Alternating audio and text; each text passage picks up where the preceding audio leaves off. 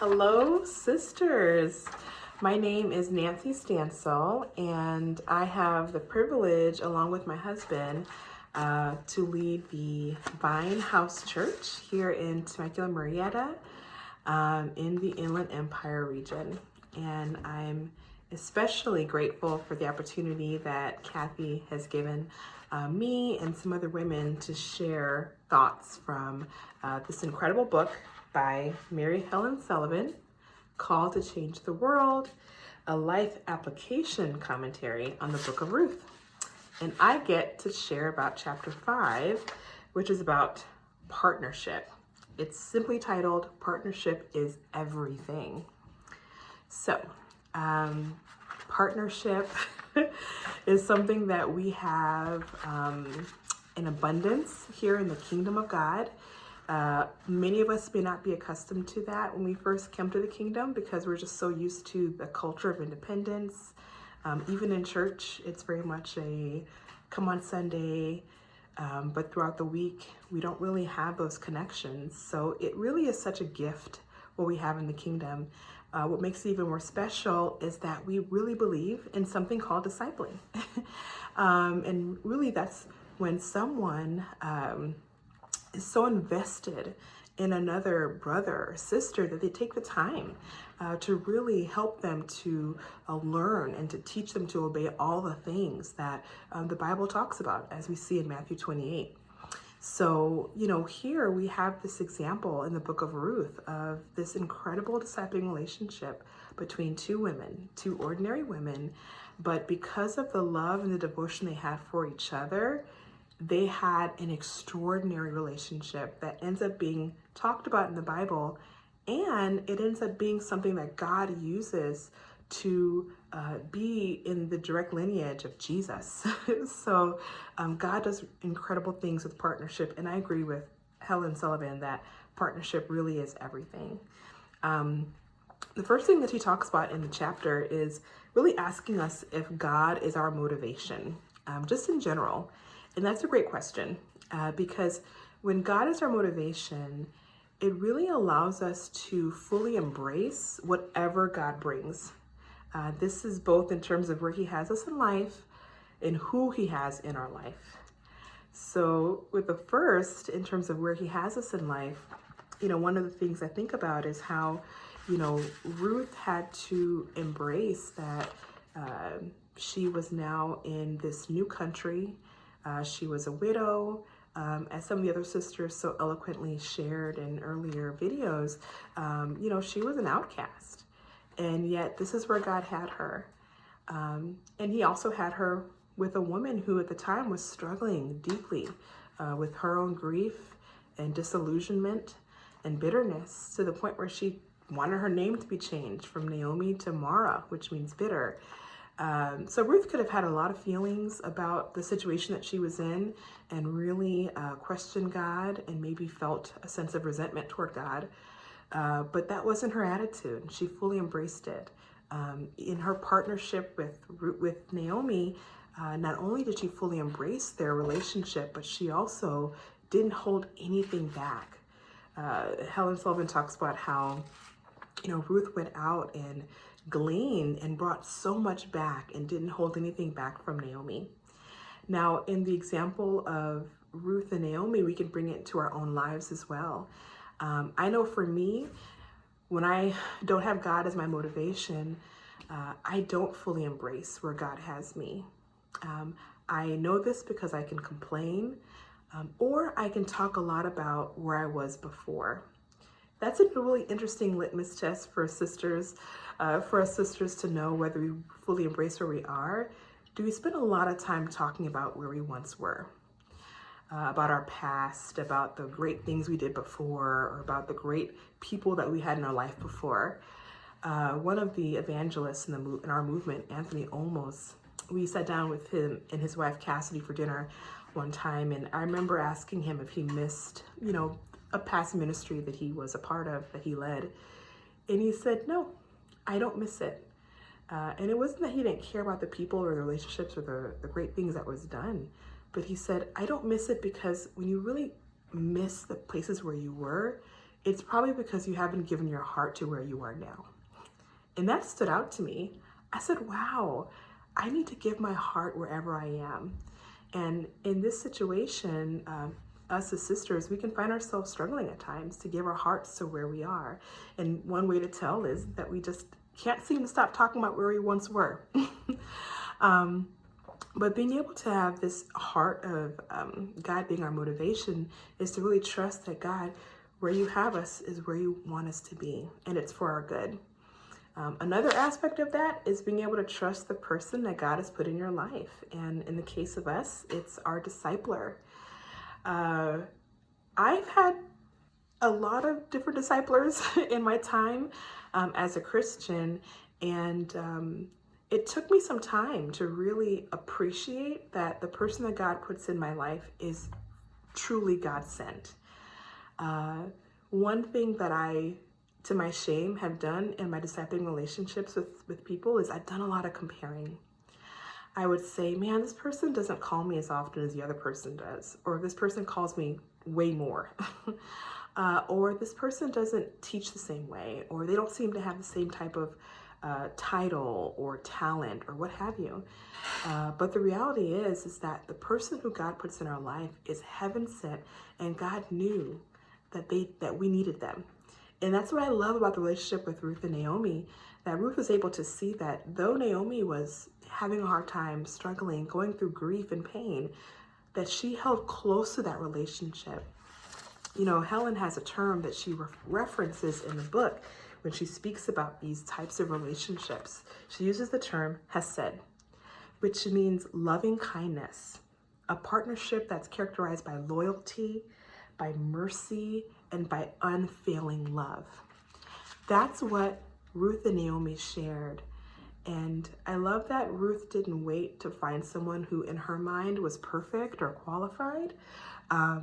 She gave her heart because she just trusted this is the woman that God put in my life. I want to just take a moment to thank God for the women that God have put in my life. Starting with the one that I have right now, Miss Kathy Martinez. Kathy is someone who I just aspire to. And it's not because she has this title of women's ministry leader, but it's because of her heart for God. She truly loves God and she truly loves people. And one of the things I admire most about Kathy is that she's not afraid to call me out on my mess. She's so loving that she'll tell me the truth in love. And that's something I had to grow to appreciate and really learn to love, the love correction. But I think it's because of that heart that God has allowed me to be able to really grow in areas that I've struggled with for years, in terms of really being joyful, in terms of loving my husband, in terms of loving where God has me in life. Kathy went through such a hard time last year with the loss that she was facing, back-to-back losses. But all of us saw in her this example of clinging to God, vulnerably asking for help and being open, and continuing to persevere in her faith.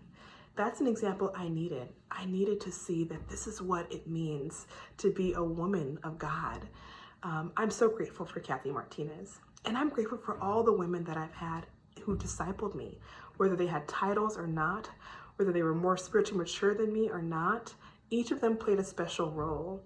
Honestly, I would not be married today with the husband that I have if it weren't for the relationship that I had with Mandy Roan. Literally took me from Boston here to California. And, you know, she had a heart and a desire to see me married. And ultimately, just watching her example as a wife and mother made such a huge impact on me. It's something I still reference today.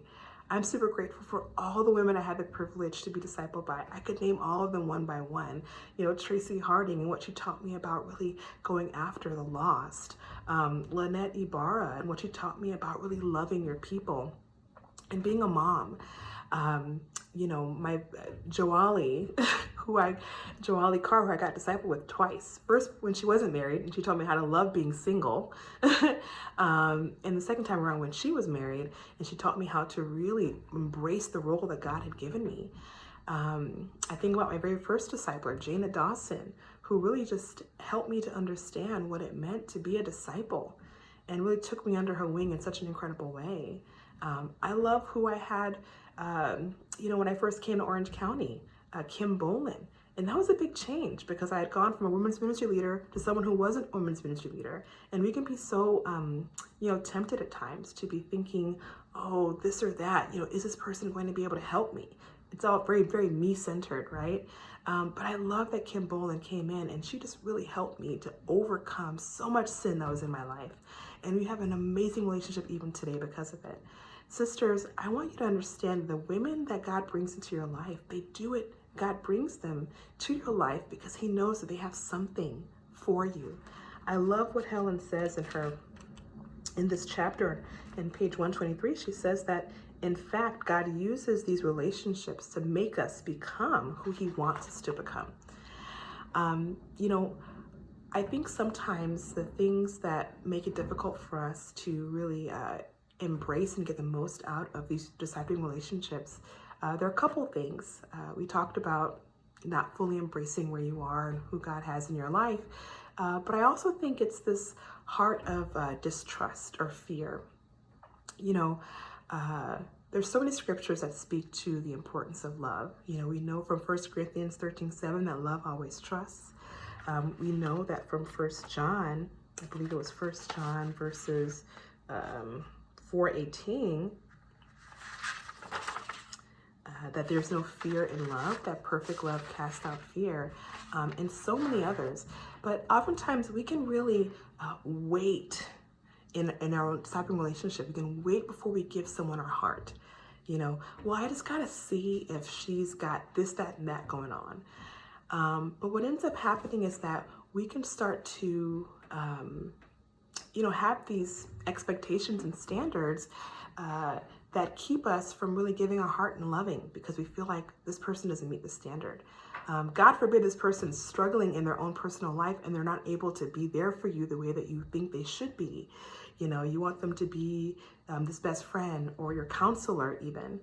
And it really is a very selfish perspective that we can sometimes bring to these relationships. But why I love Ruth's example is that it was so selfless. She wasn't there in that discipling relationship for what she could get out of Naomi. In fact, she was the one helping Naomi. Now, in the end, we see Naomi helping her, giving her advice, and because of her advice and actually taking it, she ends up with a Boaz. So I just want to encourage you, sisters, today to give your hearts fully in these relationships because it may be that very thing that causes healing to come to the heart of the person who's even discipling you. Another thing that can get in the way is a spirit of competition. We can sometimes have a very, a tendency to compare. I love what Danny Garner says, it's not fair to compare. But we can have that spirit of competition where, we compare. We compare, where this person is in life versus where we are, how this person looks versus how we look, and just whatever else you want to choose. And to be honest, that can keep us from giving our hearts in discipling relationships, that comparison. I remember I was discipling a sister once, and I had this interest. And come to find out, this interest had an interest in her. And it could have been so easy to just compare but what that would have done is it would have taken away from the relationship and it would have put a wall between us. And to this day, I have the most incredible relationship with this sister because I chose not to let that temptation to compare to keep me from just giving my heart to her. And I was able to benefit myself so much from that discipling relationship. So sisters, one thing that we have to do is imitate the heart of Ruth, where she wasn't comparing, but she just really loved with all of her heart. And she recognized that ultimately this person, whatever talents or gifts they have, is meant to be a gift for you. And that's so true, sis. If you're in a relationship with a sister who dresses really well, amen. God put her in your life for a reason. Like, this is God's blessing. Like, take advantage of that. If you're in a relationship with a sister who is married and has children and you aspire for that, amen. Wow, I get to learn what it looks like. Just take the time to sit back and think, God, who is this woman that you put in my life? And what can I do, one, to learn from her, but also how can I serve her as well? I've said a lot here. There's so much more that can be said. I do love that Helen ends talking about a very important Hesed relationship in her life, which is with her husband. One of the most important relationships in her life, and her longest lasting one. And I just want to take a moment to say here that I'm super grateful for my relationship with my husband. Over the years, especially this year, I've learned more and more just how valuable and how specifically tailor-made he was made for me. And to my shame, I haven't always really seen the wisdom. I think we as women can be very, we can just kind of think that we know better. Like, I'm helping you out. I'm trying to help you get to your next level. When in reality, God's like, no, I put this person in your life as a leader to help you out. But I'm really grateful for my husband, and I'm learning now that there's the blessing in obedience. There's a blessing in submission. There's a blessing in unity. That when I can get past my ego and like really put it to rest, that God blesses the relationship and he blesses me. And I feel like I've been able to grow so much when I made the decision to say, hey God, I trust that this is who you put in my life to help change me and not the other way around. So sisters, let us be grateful for those who are married, for the godly men that God has put in our lives.